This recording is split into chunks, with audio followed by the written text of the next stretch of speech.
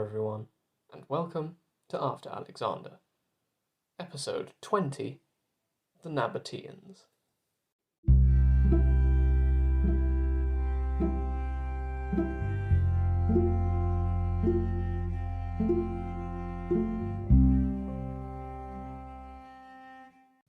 Today, we're going to discuss the Nabateans, a people group who existed on the edge of the Hellenistic world and managed to stay largely independent until being conquered by the Romans under Trajan in 106. However, I should note that as interesting as their history is, I'm not going to go through all of it. There would just be too much of it for this episode to stay a reasonable length. In addition, their story is also tied up with the main Ptolemaic and Seleucid narratives, so I would probably be generating plot spoilers a century and a half or so before we cover the main events we would talk about. However, there is one incident which happens right at the beginning of their recorded history, which I thought was worth covering, and which to some extent begins the period at which we know more about the Nabateans, namely their run-in with the Antigonids. So, the plan is that I will give a brief outline of the Nabateans as a people, but in terms of time period we will stay firmly rooted in the wars of the Successors at the end of the 4th century BCE. So, first off, a bit of background about the Nabateans themselves. They were once thought to be an Aramaic people, but evidence now suggests that they were in fact Arabic. Specifically, they were one of the many groups of Bedouin nomads who migrated around the Arab desert. They didn't originally come from the region around the Sinai where they would eventually end up, but we're not entirely sure where they did in fact come from. Yemen has been suggested, but the names of the gods of the two cultures don't seem to match all that well. From what I've seen, the suggestion that they came from the area around the Hejaz seems to be more plausible. Wherever they were from, they may have migrated into the region of the Sinai and the lower Levant sometime between the 6th and 4th centuries BCE. However, even when they do show up in the right region, they don't turn up in the records until this later period, during the 300s BCE, as they didn't leave their own written records behind. When they arrived, the Nabateans evicted the Edomites, the people group previously living in the area, and settled down at around about the region where Egypt meets the Arabian Peninsula. Now, a bit of context is probably a good idea for this region. After 363 BCE, the Achaemenid Persians, who we've mentioned several times before, created the province of Idumea. This province was established after the revolts of two individuals who I'll briefly outline now, Hakor of Egypt and Evagros of Salamis. Needless to say, though, this revolt was crushed. First, Hakor was a member of Dynasty 29 in Egypt, which established itself by overthrowing the short-lived 28th dynasty. It was the 28th dynasty, by the way, which re-established Egyptian independence for a time following a period under Persian rule. As a quick recap of this for those of you who don't remember, the Persian king Cambyses II had conquered Egypt shortly after the establishment of the empire under Cyrus the Great. Needless to say, this period of Egyptian independence was something of an anomaly, and by the time Alexander the Great came sweeping back in, Egypt had been back under the Persian fold for a while now. I'm not going to say too much about Evagros, other than that he claimed descent from Teucer, son of Ajax, who myth tells us was a participant in the Trojan War. This Teucer was also a male-line relative of Achilles, meaning that, in mythical lineage terms, Evagros and Neoptolemus II of Epirus would perhaps have considered each other distant family. The failed revolt against the Persians, which I just mentioned, was also joined by the Kedarites, who controlled the rich frankincense trade in the lower Levant. When the revolt failed, they lost their territory and were presumably then replaced by the Nabateans. The Nabateans thus eventually succeeded to the rich spice trade in the region, and also had complete control over trade routes winding their way from the middle of Arabia to the coast. This, understandably, made them rich. Rich enough, in fact, that their neighbours began eyeing up the territory. With that context out of the way, Fast forward to the supremacy of the Antigonid dynasty at around 312 BCE. For context, this would be a few years before the Fourth War of the Successors, which we've mentioned in previous episodes. Seleucus would at this point have been re-established in Babylon, depending on what point in the year we're talking about, but only just to say. Antigonus I had recently wrested control of the Levant from the Ptolemaic dynasty, which meant his territories now extended right to the doorstep of Edom and that of the Nabatean people. Owing to how rich the region was, Antigonus now accordingly sought to add the Nabatean lands into his own domains. So, accordingly, when the Nabateans were away trading in 312, a raiding party attacked and captured a large amount of silver and spices. The Antigonid forces retreated to what they thought was a safe distance away. However, they ended up being attacked by a force of 8,000 Nabateans seeking revenge for the raid, and in the ensuing fighting, only 50 cavalrymen escaped. After this battle, the Nabateans wrote a letter to Antigonus, maintaining that his army had only been destroyed by them in self-defence. I can only imagine that they were probably afraid of retaliation by a now angry Antigonus when they wrote that one down. However, the response they got back seemed positive, blaming the commander of the expedition for acting without orders.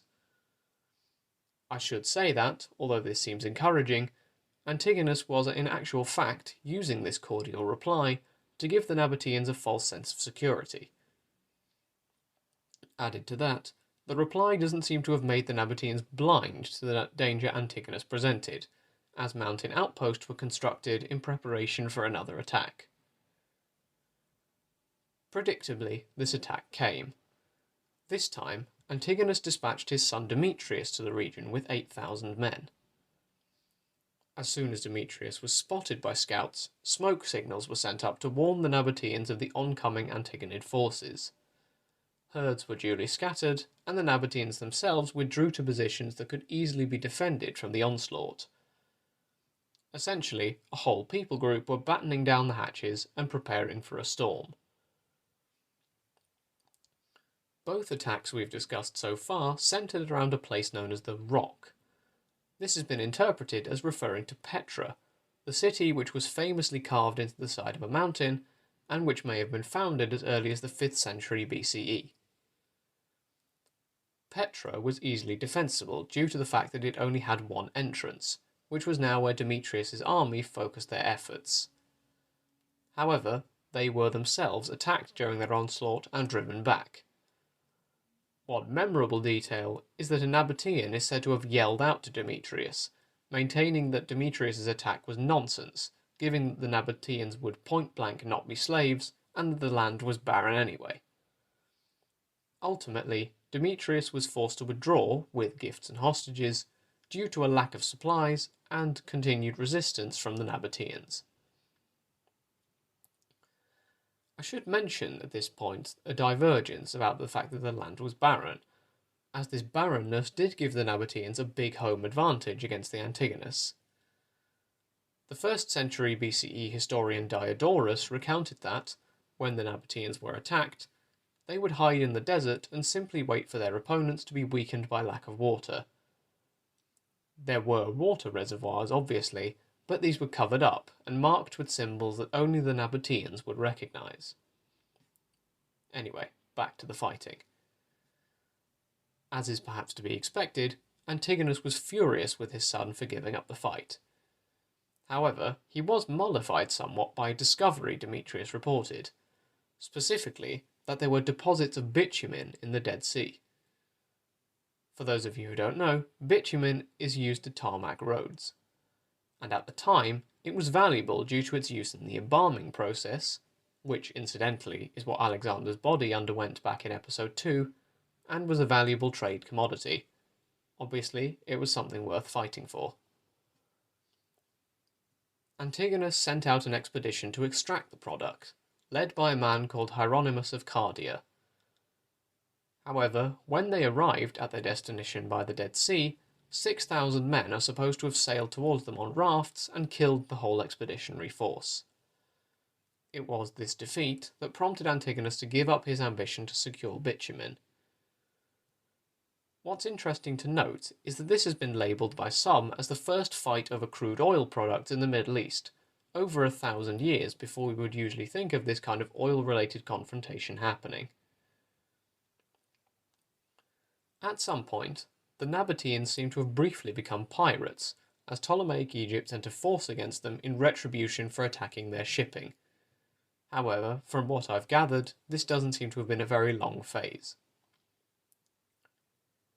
In terms of the political reality in the region, there were two different phases in the creation of a Nabatean kingdom.